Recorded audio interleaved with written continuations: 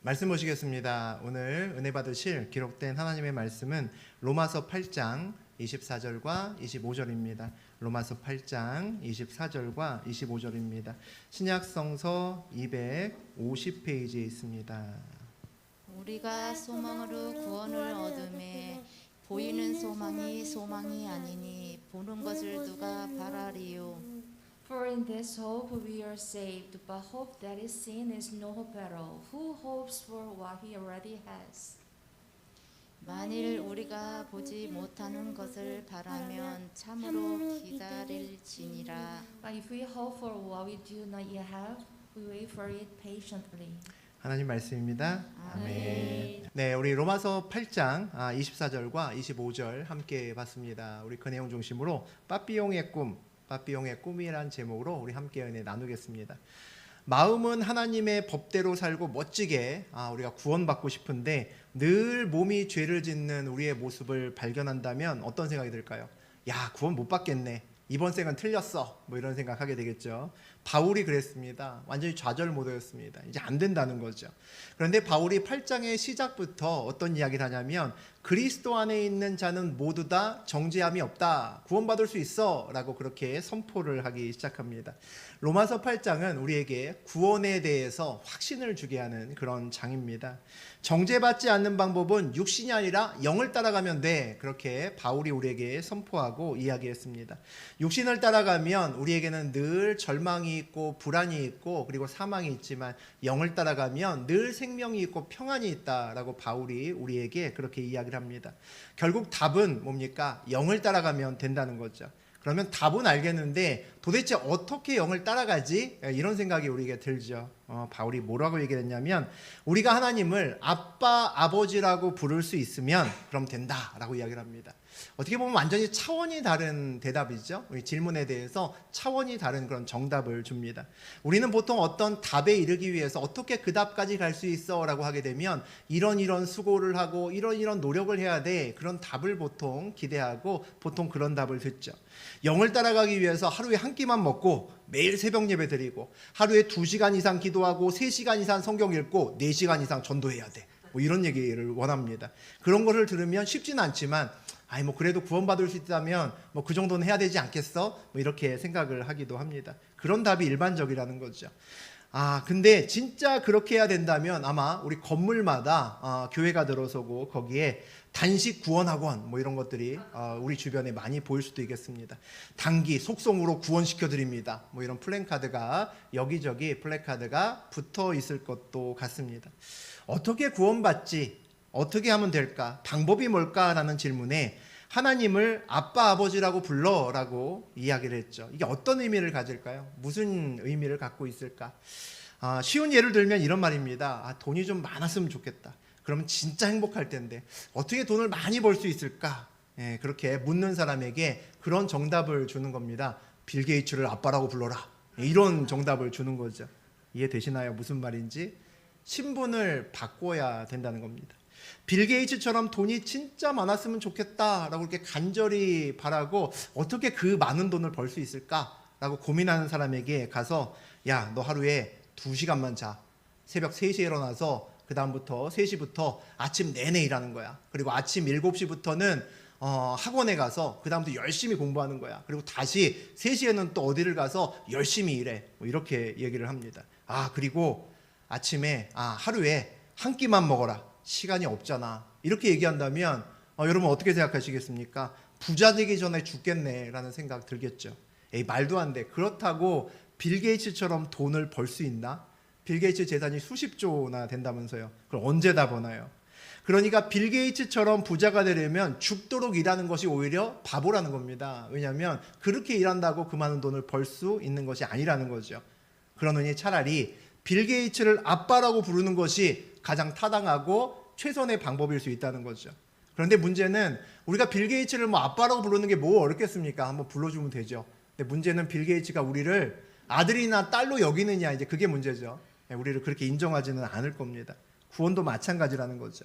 하루에 한 끼 먹고 몇 시간씩 우리가 성경 읽고 기도하고 한다고 구원받을 수 있는 것이 아니라는 겁니다. 구원은 우리 노력으로 될 수 있는 것이 아니라는 거죠. 구원은 우리가 아빠, 아버지라고 부를 수 있을 때만 가능하다는 겁니다. 결국 우리의 신분이 완전히 바뀌어야 된다는 이야기죠. 문제는 똑같죠. 우리는 하나님을 뭐 아빠, 아버지라고 부르는 거 뭐 그렇게 힘들지 않은데 하나님께서 우리를 아들과 딸로 여겨주시느냐, 이제 그게 관건입니다.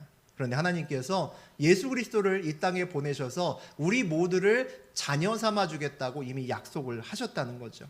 그러니까 구원은 은혜이고 감사의 조건이 됩니다. 그런데 도대체 그 구원을 우리가 받았음을 어떻게 확신할 수 있을까? 의심하지 않고 어떻게 확신할 수 있을까에 대한 문제가 있습니다. 구원을 받았음을 확신해야 이게 진짜 은혜구나 라고 우리가 깨달을 수도 있고, 야 진짜 감사하다 라고 하나님께 감사를 드릴 수도 있기 때문이죠. 오늘은 그런 이야기를 좀 함께 나눠보겠습니다. 지난 시간에 마지막에 봤던 우리 17절부터 우리 다시 한번 보겠습니다. 17절 18절 읽어보죠. 자녀이면 또한 상속자 곧 하나님의 상속자요 그리스도와 함께한 상속자니 우리가 그와 함께 영광을 받기 위하여 고난도 함께 받아야 할 것이니라. 생각하건대 현재의 고난은 장차 우리에게 나타날 영광과 비교할 수 없도다. 우리가 신분이 바뀌어서 이제 하나님의 자녀가 됐습니다. 하나님의 자녀가 됐다는 것은 그리스도 안에 있는 한 우리는 하나님의 상속자가 됐다라는 이야기입니다. 하나님의 상속자죠. 상속으로 뭐를 받습니까? 그리스도와 함께 놀라운 영광을 받는다라고 오늘 이야기를 합니다. 그러니 그 영광을 받기 위해서 고난도 함께 받아야 될 거야. 우리 좀 껄끄러운 이야기까지 바울이 전하고 있습니다. 우리가 영으로 하나님을 따르지만 우리 육신은 어디 삽니까? 땅에 살아가죠. 땅에 살아갑니다. 하나님을 모르는 사람은 땅에 살아가며 무엇을 쫓아갑니까? 이익을 쫓아가죠. 성공을 쫓아갑니다. 그것이 땅의 법칙입니다. 우리가 몸은 땅에 살면서 우리가 하나님의 법대로 살려고 합니다. 영으로 살려고 하죠. 그러면 문제가 생기겠죠. 땅에 있는 사람들이 우리를 별로 달가워하지 않을 겁니다. 당연히 땅의 법칙이 아니라 하늘의 법을 따라 살려고 노력하다 보면 트러블이 생기겠죠. 문제가 생길 겁니다. 고생하는 것을 좋아하는 사람은 아무도 없죠. 젊어서 고생은 사서도 한다 뭐 이런 속담도 있지만 그것은 보통 세상에서 성공한 사람들이 옛날을 돌아보며 하는 말입니다. 내가 이렇게 성공했는데 이 성공이 가만 보니까 옛날에 힘들었던 때가 나에게 큰 도움이 됐었던 것 같아. 그때 보통 그 속담을 이야기를 합니다. 고생한다고 다 성공하는 것은 아니잖아요. 고생한 다음에 실패하고 나면 이전에 젊었을 때의 고생이 사서한다라는 말을 감히 할 수 없을 겁니다. 우리가 고생하는 동안 불안한 이유가 여기 있죠. 고생의 끝에 무엇이 있는지 우리가 확신할 수 없기 때문입니다. 고생하고 나서 성공이 있으면 진짜 좋은데, 그러면 우리 이전의 고생도 추억이 될 수 있는데 고생하고 났는데 그 끝에 실패가 있으면 그것은 큰 좌절일 수 있습니다.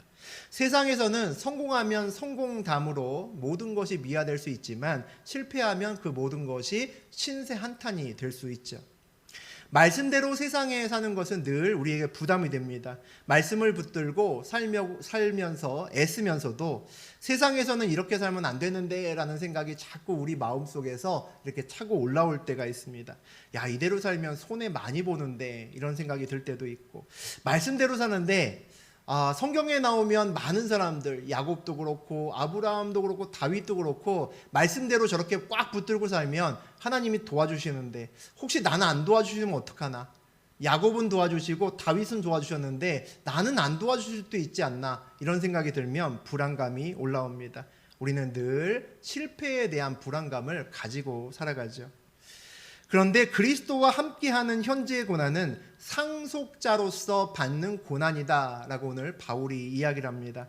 상속자로서 받는 고난이라는 건 무슨 얘기일까요?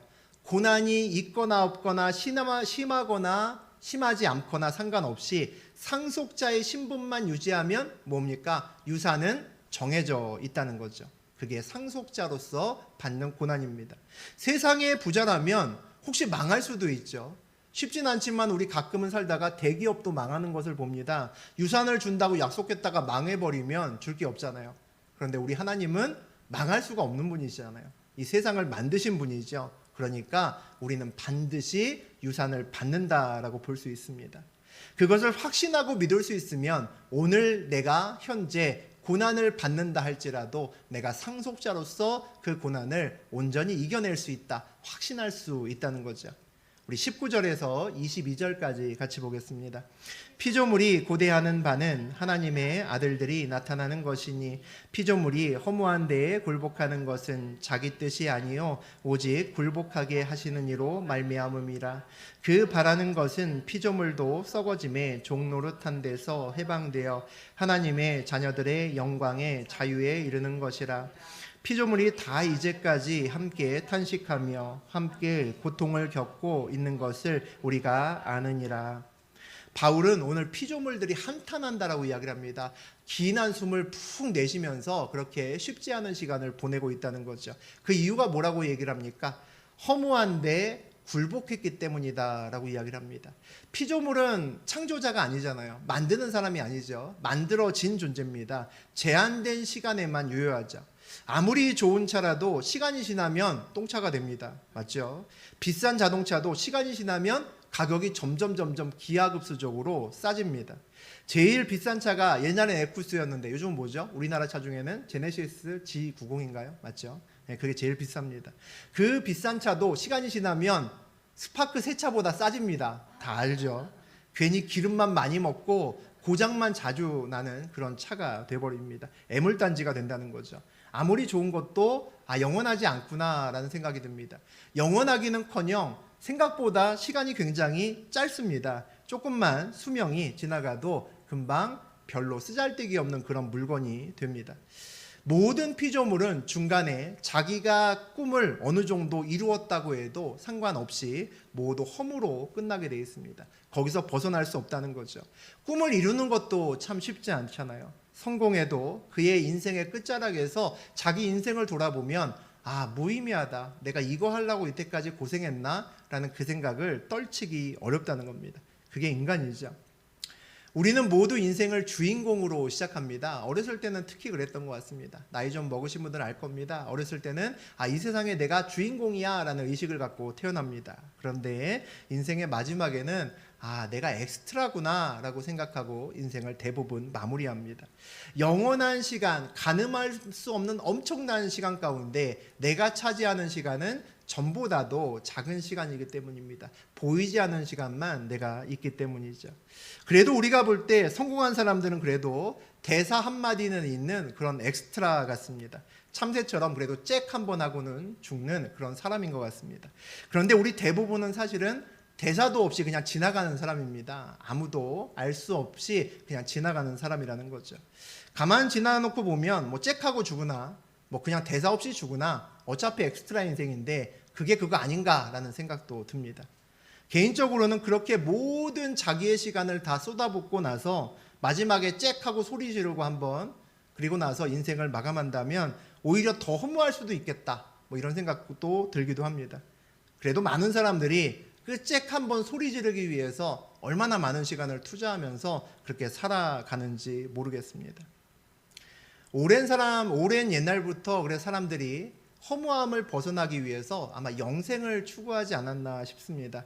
우리가 창세기에도 나눴지만 애굽에 바로가 있죠. 오늘날로 치면 이집트죠. 이집트에 옛날에 바로 왕이 있었습니다. 바로 왕이 뭐 했습니까? 영원히 살고 싶어서 지금도 문화재로 지정되어 있는 그 놀라운 피라미드 만들고 그리고 지금도 그 살가죽과 그 얼굴에 살점이 좀 남아있죠. 뼈도 남아있고 그 미이라 만들었습니다. 그래서 수천 년 동안 내가 이렇게 보관하다 보면 언젠가는 내가 내 몸이 다시 부활할 거야. 그래서 돈 많은 사람들은 다 피라미드 짓고 미이라 만들고 그렇게 살았었습니다. 중국의 진시황은 불로초를 찾아서 평생을 헤매었다라고 이야기를 합니다. 더 살고 영원히 살기 위해서 평생의 노력을 기울였다는 거죠. 오늘날의 부자들도 조금이라도 더 살기 위해서 온갖 좋은 거 다 먹고 그렇게 삽니다. 그리고 돈이 많으면 정말 최고의 의료진들과 이런 사람들 항상 주변에 두고 살아가죠. 그래도 생각보다 그렇게 오래 살지 않습니다. 돈 많아도 돈 없는 사람보다 꼭 오래 사는 것도 아니라는 거죠. 마음대로 되지 않는 인생길입니다. 그 오랜 사람, 옛날부터 지금까지 많은 사람들이 그렇게 영생을 살려고 애쓰는 것은 허무함을 벗어나기 위해서는 영원한 것에 줄을 대야 된다, 어떻게든지 연결돼야 된다라는 것은 다 알고 있었던 것 같습니다. 오늘 허무에서 벗어나는 것을 오늘 성경에서 뭐라고 얘기를 하냐면 썩어짐의 종노릇한 데서 해방되는 것이다 라고 그렇게 이야기를 합니다. 또 뭐라고 얘기를 합니까? 하나님의 자녀들만이 누리는 영광의 자유에 이르는 것이다 라고 또 이야기하기도 합니다. 그래야만 허무를 벗어날 수 있다라고 이야기를 하죠. 빠삐용이라는 영화가 있습니다. 찾아보니까 1973년도 영화더라고요. 굉장히 오래된 영화죠. 제가 그때 근처에 태어났으니까 저도 역시 그 영화 세대는 아닌데 어렸을 때 가끔 뭐 추석 때나 이럴 때 빠삐용이라는 그 영화를 상영을 했습니다. 아마 꽤 보신 분들 많을 겁니다. 젊은 우리 그 청년들이나 우리 아이들은 못 봤을 수도 있는데 그래도 가끔은 영화라고 해서 EBS나 뭐 이런 데서도 가끔 보거든요. 혹시 봤던 기억이 있는지 모르겠습니다. 굉장히 유명한 영화입니다. 실화를 바탕으로 했기 때문에 더 현실감이 있는 그런 영화가 될 수도 있습니다. 그런데 내용은 아주 간단합니다. 어떤 얘기냐면 빠삐용이 무죄인데 죄를 안 지었는데 누명을 쓰고 살인죄로 감옥에 들어갑니다. 그러다 보니 자기의 무죄를 증명해서 잘 안 되니까 탈옥을 합니다. 탈옥을 계획하고 탈옥을 합니다. 탈옥을 하다가 잡히고 또 탈옥하다가 또 잡히고 반복하는 그런 영화입니다. 결국 마지막에 탈옥하는데 탈옥에 성공하는 그 장면이 나오는데 영화의 마지막쯤에는 빠삐용의 머리가 하얗게 백발이 되어 있습니다. 그렇게 오랜 시간이 지나갔다는 거죠. 어릴 때 보다가 그런 생각이 들었습니다. 아니 그냥 가만히 곱게 있어도 저 나이 됐으면 나왔을 텐데 아니 백발이 될 때까지 저렇게 끊임없이 탈옥하다가 저 때 성공하는 게 무슨 의미가 있을까? 그런 생각을 한 적이 있습니다. 어렸을 때는 이 탈옥했다가 잡히고 탈옥했다가 잡히고 이 반복적인 이 영화를 보면서 지루하다, 재미없다 그런 생각이 들었습니다. 사실 빠삐용 영화를 보면 그렇게 대사가 많지 않습니다. 대사도 많지 않고 그리고 요즘의 영화들은 아주 그 잡힐 때 아주 긴박감이 넘치는데 잡힐 때 그렇게 긴박감도 그렇게 아주 있지 않습니다. 그냥 잡힌다는 거죠. 그러니까 영화 보면서 지루함을 느낍니다. 그런데 제가 그 어렸을 때 그 영화를 봤을 때 우리 부모님들은 그 영화 보면서 정말 영화 잘 만들었다, 가슴이 뭉클하다 뭐 이렇게 얘기를 하더라고요. 어렸을 때는 그거 봤을 때 별 느낌이 없었는데 나이가 먹고 나서 언젠가 EBS에서 한번 하길래 한번 봤는데 그때는 저도 가슴이 좀 뭉클했습니다. 이 빠삐용의 삶을 보니까 우리 삶과 좀 비슷하다 그런 생각이 들었습니다. 탈옥할 가능성이 거의 없음에도 어떻게든지 탈옥하려고 합니다. 왜냐하면 이 감옥 안에 있는 것은 정답이 아니다라는 것을 빠삐용이 알았기 때문입니다. 그래서 어떻게든지 간에 수단과 방법을 가리지 않고 정말 가능성은 정말 쥐꼬리만큼 작은데도 계속해서 탈옥을 합니다. 이 감옥에서 벗어나는 것이 빠삐용의 꿈이죠. 우리도 어떻게 보면 우리를 꽉 잡고 있는 현실에서 벗어나고 싶은 것이 우리의 꿈이 아닌가 싶습니다. 그러니까 빠삐용의 꿈이 우리의 꿈이 될 수 있다는 거죠.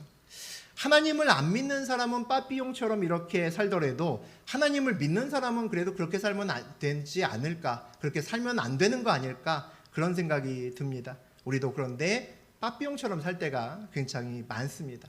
우리 23절에서 25절 읽어보죠.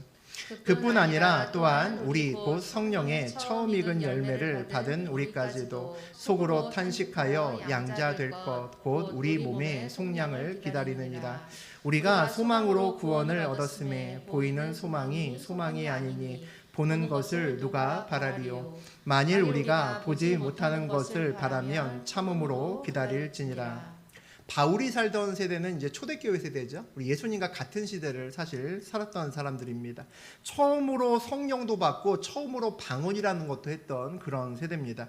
늘 놀라운 체험을 했던 그들입니다. 그런데 그들이 어떤 생각을 했냐면 내가 진짜 하나님의 자녀가 된 거 맞아? 이런 생각을 했다는 겁니다. 진짜 죄를 용서받고 진짜 구원받을 수 있을까? 이런 생각을 했다는 겁니다. 그런데 그런 것을 겉으로 표현하면 창피하니까 그렇게 하지 못하고 어떻게 했다고 얘기합니까? 속으로 몰래 탄식했다라고 얘기를 합니다. 속으로만 몰래 끙끙 앓면서 한숨을 푹푹 쉬면서 막 방언만 하고 앞에서는 막 믿음을 얘기하면서 뒤에서는 이거 안 되면 어떡하지? 이런 생각을 가지고 한숨을 푹푹 쉬었다는 거죠. 성령 받고 방언 받았음에도 불안했다는 겁니다. 그런 사람들에게 바울이 얘기합니다. 아니야, 우리는 구원을 이미 받았어 라고 그렇게 선포한다는 거죠. 무엇으로 구원을 얻었어? 라고 물어보니까 바울이 뭐라고 얘기합니까? 소망으로 얻었지 라고 그렇게 얘기합니다. 그럼 누군가가 그런 질문을 할 수 있겠죠. 그럼 소망이 어딨냐? 나 좀 한번 보여줘봐. 그럼 나도 그 소망 좀 만져보고 구원을 확신하면 좋잖아. 이렇게 얘기합니다. 그러니까 바울이 얘기합니다. 야, 보이면 그게 어떻게 소망이냐? 안 보이니까 소망이지. 이렇게 얘기합니다. 보이지 않는 것을 바라본다면 참고 기다려야 돼. 이렇게 오늘 바울이 얘기하죠. 이 말을 가만히 듣고 있는 우리는 어떤 생각이 듭니까? 에이, 결국 기다려봐야 알 수 있는 거 아닌가라는 생각이 듭니다. 불확실한 거네 라는 생각이 든다는 거죠. 그럼 불안한 느낌을 지울 수 없는 말을 오늘 바울이 하고 있습니다. 우리 로마서 나눌 때 로마서 5장의 5절 내용과 고린도후서 1장의 22절 우리 두 절 함께 읽어보겠습니다. 소망이 우리를 부끄럽게 하지 아니함은 우리에게 주신 성령으로 말미암아 하나님의 사랑이 우리 마음에 부은 바 됨이니 그가 또한 우리에게 인치시고 보증으로 우리 마음에 성령을 주셨느니라. 우리가 몇 달 전에 나눈 로마서 5장에 보면 하나님이 주신 소망은 부끄럽지 않다라고 그렇게 이야기합니다. 부끄럽지 않다는 얘기는 하나님이 주신 소망을 품었는데 나중에 그대로 되지 않아서 망신당하는 일이 없다라는 겁니다. 우리가 누구에게 명품백을 받았는데 나중에 감정을 해보니까 야, 이거 남배문표야 이렇게 되면 정말 창피할 거 아닙니까? 그런 일 없다는 겁니다. 안심해도 좋다는 거죠. 고린도 후서의 말씀을 보니까 하나님께서 우리를 부르시고 자녀 삼았다라고 도장을 꽝꽝꽝 찍어주셨다라고 말씀하십니다. 그리고 보증으로 우리 마음에 성령을 주셨다라고 말씀하시죠. 요즘은 코로나 때문에 우리가 외국을 못 나가죠. 거의 못 나가는데 얼마 전까지만 해도 우리가 가끔은 외국에 나갔습니다. 우리가 외국에 나가서 좋은 호텔에 가면 어떤 일이 벌어지냐면 디파짓이란 걸 하라고 호텔에서 이야기를 합니다. 그게 뭐죠? 혹시 내가 호텔에 있으면서 냉장고에서 맛있는 거 막 꿀떡꿀떡 먹고 나중에 계산 안 하고 먹튀할까 봐, 또 샤워기 같은 거 쓰다가 막 부셔놓고 몰래 그냥 놓고 나 망가뜨리지 않았어 그러고 내가 먹튀할까봐 호텔에서 우리를 못 믿는 거죠. 제가 먹튀할지도 몰라 의심선으로 쳐다보니까 우리에게 돈을 좀 내놓으라는 겁니다. 맡겨놓으라는 거죠. 나중에 네가 갈 때 문제 없으면 내가 돌려줄게. 그 돈이 디파짓입니다. 우리를 못 믿어서 디파짓을 하라는 거죠. 하나님께서 우리가 믿음이 없어서 혹시 하나님을 믿지 못할까봐 우리들을 위해서 우리에게 성령을 디파짓해 놓으셨다라는 겁니다. 그러니까 우리 마음에 성령이 느껴지는 사람은 어떻게 하면 됩니까? 구원의 확신을 믿고 성령을 보고 구원의 확신을 믿고 성령대로 따라가면 된다라는 겁니다. 놀라운 얘기죠. 빠삐용이 계속 탈출하고 잡히고 합니다. 결국은 아무도 빠져나올 수 없는 감옥에 이제 갇힙니다. 마지막 쯤에 나옵니다. 죄수를 지킬 간수도 필요 없는 그런 감옥입니다. 악마의 섬이라고 불리는 감옥입니다. 육지에서 한 40km 떨어져 있는 섬입니다. 그 섬의 꼭대기에 이 감옥이 있습니다.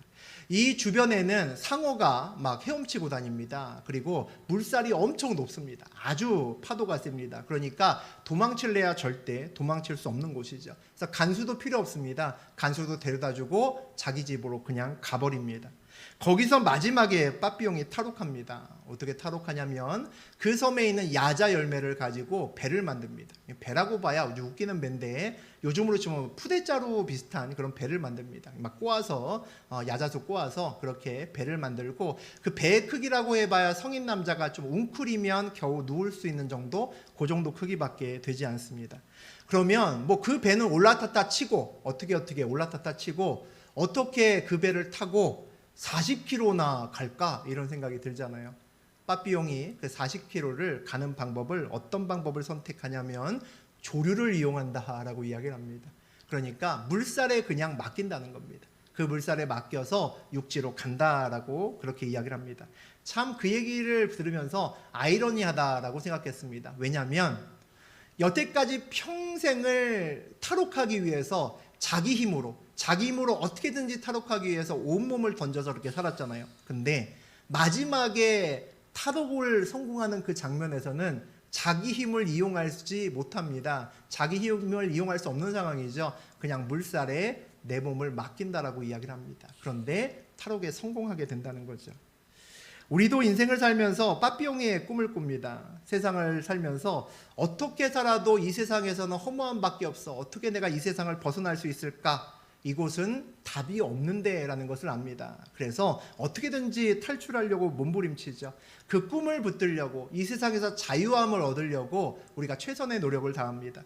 어떤 사람은 그 자유함을 얻기 위해서 재물을 더 많이 얻어야겠다라고 평생을 그것을 붙들며 살아가는 사람들도 있습니다. 어떤 사람은 그 자유함을 얻기 위해서 더 높은 자리에 올라가기 위해서 평생을 그렇게 투자하면서 살기도 합니다. 어떤 사람은 내 자녀를 최고로 멋지게 만들어서 내가 자유함을 얻을 거다라고 생각하고 자녀에게 모든 것을 투자하며 살기도 합니다. 어떤 사람은 다 부질없다. 나 혼자만 그냥 행복하면 돼. 나만 생각하자. 나만 행복하면 돼. 그렇게 나에게 모든 것을 투자하고 평생을 살아가기도 합니다. 우리 인생길도 빠삐용처럼 한 척의 배가 우리 앞에 놓여 있는지도 모르겠다라는 생각이 듭니다. 그리고 망망대해를 그 돛담배를, 내 앞에 놓여진 돛담배를 노를 저어서 망망대해 건너편에 어딘가 있을지 모르는 그 목적지를 향해서 우리가 열심히 노를 저어 가는 것이 우리 인생길 아닌가라는 생각이 들었습니다. 우리도 압니다. 이 망망대해를 거쳐서 보이지도 않는 그 목적지를 이 노를 저어서 가서 목적지까지 갈 수 있을까? 불가능할 것 같아 라는 것도 우리가 안다는 거죠. 노를 저어서는 절대로 목적지까지는 못 갈 것 같다라는 것을 우리가 압니다. 그럼에도 불구하고 우리가 쉼없이 노를 젓는 이유가 뭡니까? 그래도 이것밖에 할 수 있는 것이 없기 때문입니다. 노라도 저어야 그래도 열심히 살았다라는 생각을 할 수 있다는 거죠. 그런데 가만 생각해 보면 사실은 돛담배를 좀 편하게 타고 갈 수 있는 방법이 있습니다. 뭡니까? 돛을 펴는 거죠. 돛을 펴는 겁니다. 돛을 달면 노를 젓지 않아도 배는 갑니다. 어떻게 가죠? 바람이 배를 밀어주기 때문입니다. 그런데 우리는 우리 배에 분명히 돛이 있음에도 돛을 섣불리 펴지 못합니다. 왜 그렇죠? 돛을 피는 순간 내 맘대로 가지 못하기 때문입니다. 돛을 피는 순간 바람에 휩쓸려서 바람 부는 대로 돛담배가 가기 때문이죠. 그러니까 불안한 겁니다. 내가 원하는 방향대로 가야 되는데 돛을 피는 순간 맘대로 간다는 거죠. 그래서 우리는 평생 돛을 피면 편하다는 것을 알고는 있지만 거의 대부분은 돛을 피지 못하고 그냥 노를 젓다가 인생이 끝납니다. 믿어야 돛을 펼 수 있다는 거죠. 믿어야 내가 원하는 대로 노를 젓는 것이 아니라 돛을 올려서 바람이 부는 대로 그 방향으로 힘차게 노에 힘을 더해서 그 방향으로 나갈 수 있습니다. 그것을 우리는 믿음이라고 부릅니다. 빠삐용에 굉장히 유명한 장면이 하나 더 있습니다. 빠삐용이 탈출하다가 잡히고 또 탈출하다가 잡히고 그러다가 이제 간수들이 미워하는 거죠. 저놈은 계속 도망가는구나. 이제 완전히 도망 못 가게 버릇을 고쳐놔야겠다라고 생각합니다. 그래서 빛이 들어오지 않은 감옥에 한참을 가둬놓습니다. 음식도 아주 조금밖에 주지 않습니다. 그 독방에 들어가서 빠삐용이 꿈을 하나 꿉니다. 빠삐용이 진짜 꿈을 꿉니다. 자기의 인생을 재판하는 꿈을 꿉니다. 재판관이 나오는데 아마 신이겠죠. 신이라는 재판관이 나옵니다. 빠삐용에게 너는 유죄야 그러고 쾅쾅쾅 두드립니다. 유죄라는 거죠. 그러니까 빠삐용이 펄쩍 뜁니다. 나는 사람을 죽이지 않았다고, 억울하다라고 이야기합니다. 나는 사람을 죽이지 않았는데 죄를 누명으로 뒤집어 쓴 겁니다. 나는 무죄입니다 라고 이야기를 합니다. 그랬더니 재판관이 이야기를 합니다. 너의 죄는 인생을 낭비한 죄다 라고 얘기를 합니다. 인간이 짓는 최고 나쁜 죄가 바로 이 죄야 라고 그 신이 이야기를 합니다. 그 전까지 고개를 빳빳이 세우며 반항하던 빠삐용이 그 이야기를 듣고 고개를 떨굽니다. 내가 유죄구나. 내가 유죄네. 계속 유죄네 반복하면서 그 꿈에서 깨어나는 장면이 있습니다. 사실 그 영화를 보면 어렸을 땐 잘 몰랐는데 나중에 크고 보니까 저 장면이 왜 이 영화에 들어갔을까 그런 생각이 들었습니다. 사실 영화 스토리하고도 별로 관계가 없습니다. 근데 왜 저 장면을 굳이 넣었을까? 사실 빠삐용을 우리 인터넷이나 이런 데 찾아보다 보면 이 이야기, 지금 방금 전에 꿈에 대한 이야기죠. 인생을 낭비한 죄야. 이 이야기가 굉장히 아주 빠삐용의 유명한 그 대사로 보통 검색이 됩니다. 아마 영화하고 직접적인 개연성이 없을 수도 있는데 아마 감독이 이 장면을 굳이 집어넣은 이유는 죄와 인생의 문제에 대해서, 사람이 벗어날 수 없는 죄와 인생의 문제에 대해서 빠삐용 영화를 통해서 뭔가 탈출할 수 있는 그런 메시지를 우리에게, 관객에게 전하고 싶었던 건 아닌가라는 생각이 듭니다. 이 빠삐용의 꿈을 성경적으로 해석을 하게 되면 우리 인생길에서 돛을 믿음으로 달지 못해서 내가 내 힘으로 노를 젓는 그 시간이 바로 인생을 낭비했던 시간, 그 시간이 인생을 낭비했던 죄 아닐까라는 생각이 듭니다. 요즘 따끈따끈한 우리 새 차를 뽑아서 운전을 열심히 하고 있는 우리 아가씨가 하나 있습니다. 초보 운전자 우리 박예진 청년이 있죠. 예진이가 운전하는 차를 타면 못 잘 겁니다. 못 자겠죠. 예, 아마 운전 되게 서툴 텐데 깜빡이도 아마 오른쪽으로 가면서 왼쪽 깜빡이를 켤 수도 있습니다. 그 차 타면서 편하게 자는 사람은 아무도 없을 겁니다. 아마 우리 면허가 없는 우리 초등학생인 우리 진아가 우리 권사님 차를 어느 날 끌고 와서 전도사님 한번 타세요. 드라이브 시켜드릴게요. 전 죽어도 안 탈 겁니다. 목숨 걸지 않으면 절대로 탈 수 없겠죠. 반대로 제가 운전하면 아마 편안하게 타실 겁니다. 제가 운전하면 편안하게 주무실 수 있을 겁니다. 운전한 지 20년도 넘었고 운전도 그렇게 서툴지 않게 잘 하기 때문입니다. 우리는 누구나 인생길에서 초보죠. 예, 우리 인생길에서 베테랑은 없습니다. 다 초보입니다. 다 처음 사는 인생길이기 때문입니다. 우리 인생을 시작할 때 면허시험 본 기억 없습니다. 그러니까 아마 진아처럼 면허도 없이 그냥 차를 운전하는 것과 똑같을지도 모르겠습니다. 그러니까 우리 인생을 운전할 때 우리가 운전대를 잡는 것보다는 하나님께 운전대를 내드리는 것이 최선의 방법일 겁니다. 아멘. 그런데 우리는 초보이면서도 내가 운전하겠다고 우깁니다. 이건 내 차니까 내가 운전하게 좀 내비두라고 그렇게 우깁니다. 참 어리석은 일이죠. 하나님께 맡기면 평안하게 잘 수도 있을 텐데 우리는 서툰 운전을 내가 하느냐고 한시도 불안하게 마음을 떨면서 편안하게 놓지를 마음을 못 놉니다. 우리가 이왕 하나님께 운전을 맡기겠다라고 결심한다면, 이왕이면 조수석에 타지 말고 뒷자리로 편안하게 가는 것이 더 좋을 것 같다라는 생각도 듭니다. 조수석에 앉으면 자꾸 옆에 사이드 미러보고 뒤에 보면서 부딪힐까봐 노심초사할 수 있다는 거죠. 뒷자리에서 사장자리에서 편하게 타도 괜찮다는 겁니다. 그리고 내 인생에 있어서 운전대에서 내가 멀어진 만큼 더 정확히 그리고 빠르게 목적지에 갈 수도 있겠다라는 생각이 듭니다. 나를 나보다 더 잘 아시는 하나님께서 운전하시기 때문이죠. 그렇게 하면 빠삐용의 꿈이 그 인생의 백발이 다 됐을 때 이루어지는 것이 아니라 좀 더 젊었을 때의 그 빠삐용의 꿈이 이루어질 수도 있겠다라는 생각이 듭니다. 믿음으로 인생의 운전대를 하나님께 드리고 평안과 구원의 꿈을 온전히 이루시는 저하고 여러분 되시기를 주의 이름으로 축복합니다. 아멘.